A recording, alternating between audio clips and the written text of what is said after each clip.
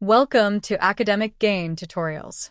In this video, we will discuss the differences between outsourcing and subcontracting.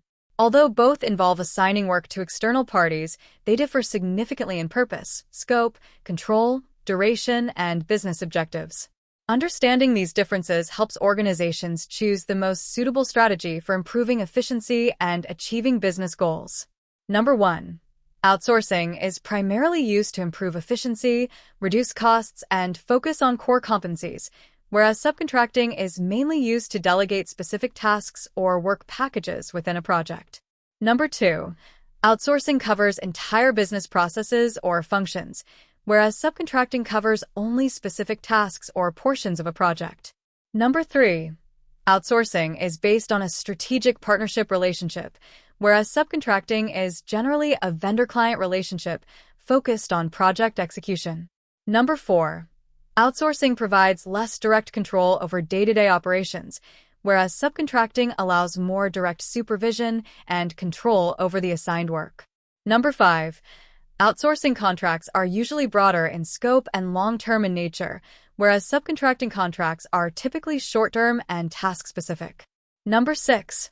In outsourcing, the service provider is often integrated into business operations, whereas in subcontracting, the provider works independently within predefined project boundaries.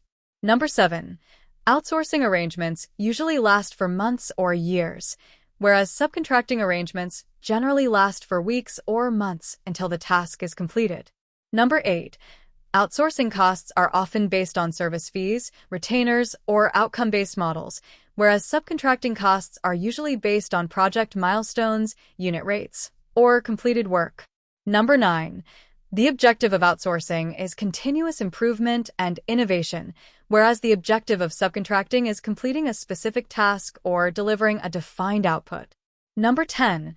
Outsourcing often involves sharing operational risks with the service provider, whereas in subcontracting, the client retains most of the business and project risks. Number 11.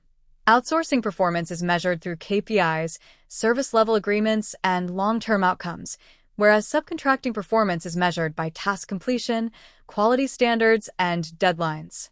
Number 12. Outsourcing requires continuous and strategic communication between both parties, whereas subcontracting communication is generally limited to project requirements and task coordination. Number 13. Outsourcing is commonly used in IT services, human resources, finance, customer support, and manufacturing, whereas subcontracting is widely used in construction, engineering, manufacturing, IT projects, and specialized services. Number 14.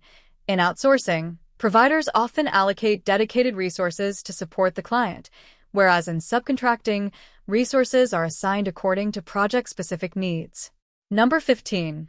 Outsourcing offers greater flexibility to adapt to changing business requirements, whereas subcontracting has limited flexibility and changes may require contract amendments. Number 16. The ultimate goal of outsourcing is long-term value creation and business transformation, whereas the ultimate goal of subcontracting is the successful completion of a defined project or task.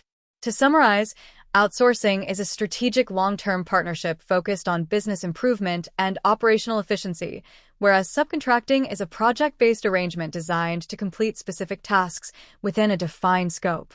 If this lecture was helpful, give it a thumbs up and subscribe to the channel. Thank you.